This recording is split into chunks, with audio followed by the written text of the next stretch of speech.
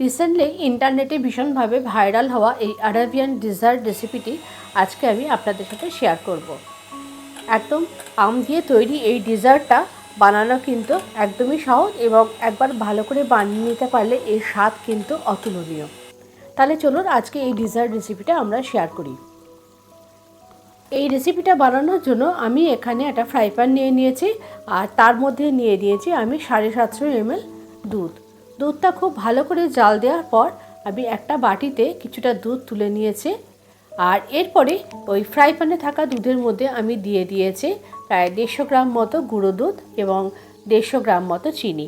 এই গুঁড়ো দুধটা মেশানোর সময় কিন্তু গ্যাসের ফ্লেমটা একেবারে আস্তে করে দিতে হবে।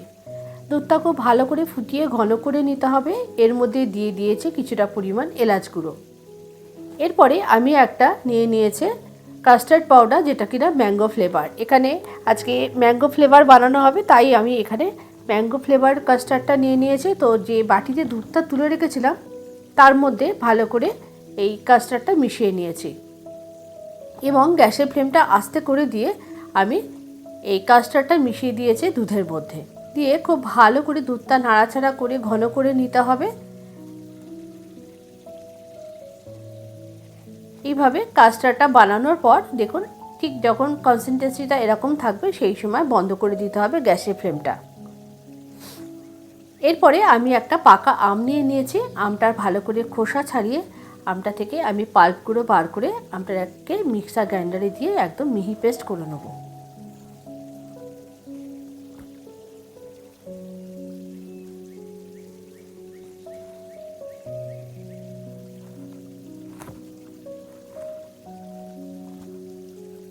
এরপরে আমি একটা বোল নিয়ে নিয়েছি এবং তার মধ্যে নিয়ে নিয়েছি 100 গ্রাম চিনি আর এর মধ্যে দিয়ে দিয়েছি বেশ কিছুটা পরিমাণ ফ্রেশ ক্রিম।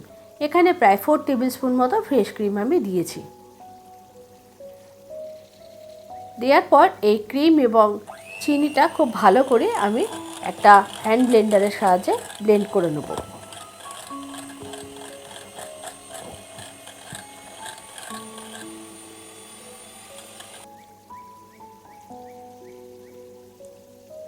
ভালো করে ব্লেন্ড করে নিয়েছি। এরপরে সুন্দর একটা টেক্সচার তৈরি হয়েছে আমের পিউরিটা মিশিয়ে আমি আবারও ব্লেন্ডারের সাহায্যে খুব ভালো করে সমস্ত কিছু ব্লেন্ড করে নিয়েছি।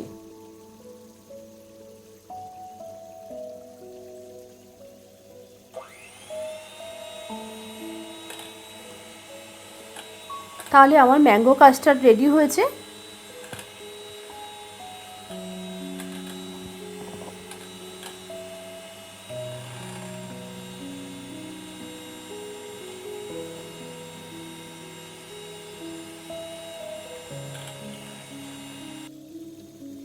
এরপরে আমি কিছু পেস্তা এবং আলমন্ড একটা গ্রেটারের সাহায্যে বেশ কিছুটা এরকম গ্রেট করে নিয়েছি। এরপরে আমি কয়েকটা পাউরুটির স্লাইস নিয়ে নিয়েছি এবং একটা কাঁচি দিয়ে পাউরুটির ধারগুলোকে আমি যে ব্রাউন অংশটা থাকে সেটাকে কেটে বাদ দিয়ে দিয়েছি। দিয়ে পাউরুটিগুলোকে আমি রেডি করে নিয়েছি।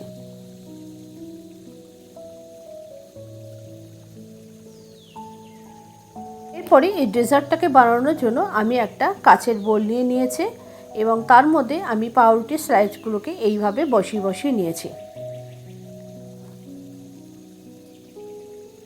পাউরুটির স্লাইসগুলোকে বসিয়ে নেওয়ার পর প্রথমেই আমি ওপর থেকে যে দুধের আমি মিশ্রণটা বানিয়েছিলাম সেইটাকে আমি দিয়ে দেবো।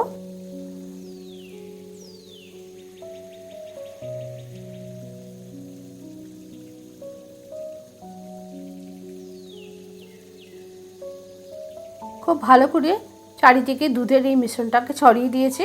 এইভাবে আমি পরপর 3টে লেয়ার্স বানাবো।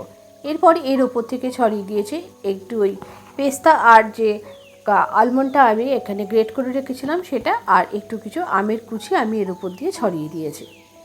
আর এরপরেও আমি আবার পাউরুটি দিয়েছি, তার উপরেও আমি এই মিশ্রণটা দিয়েছি। এইভাবে পরপর আমি 3টে লেয়ার বানিয়ে নিয়েছি।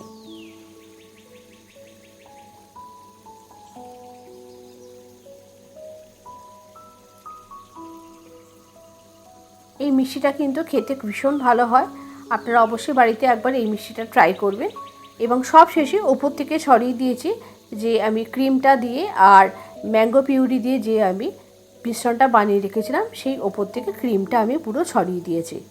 এরপরে মিষ্টিটার ওপর থেকে গার্নিশিংয়ের জন্য আমি ছড়িয়ে দিয়েছি যে গ্রেট করে রাখা পেস্তা এবং আলমন্ডের কুচিগুলো, সেটা দিয়ে দিয়েছি, আর ওপর থেকে একটু আমের কুচি দিয়ে দিয়েছি। এইভাবে আমি এই ডেজার্টটাকে একদম 3 থেকে 4 ঘন্টার জন্য একটু ফ্রিজে রেখে ঠান্ডা করে নেব। তার মধ্যে কিন্তু মিষ্টিটা খুব সুন্দর সেট হয়ে যাবে। দেখুন আমি প্রায় 4 ঘন্টা বাদে মিষ্টিটাকে বার করেছি, কি সুন্দর একদম জমে গেছে।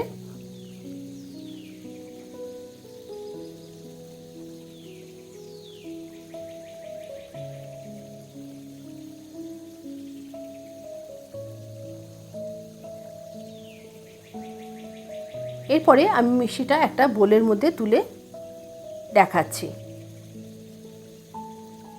এই অসাধারণ দেখতে যেমন হয়েছে, খেতেও কিন্তু ভীষণ সুন্দর হয়েছিল এই মিষ্টিটা।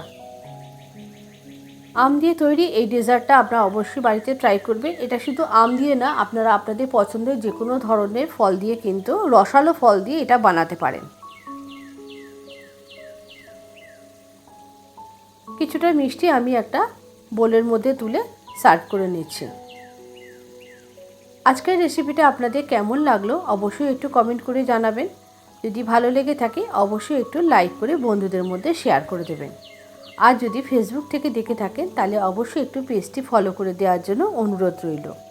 আর যদি ইউটিউব থেকে দেখে থাকেন তাহলে একটু পেজটি সাবস্ক্রাইব করে দেওয়ার জন্য অনুরোধ রইল।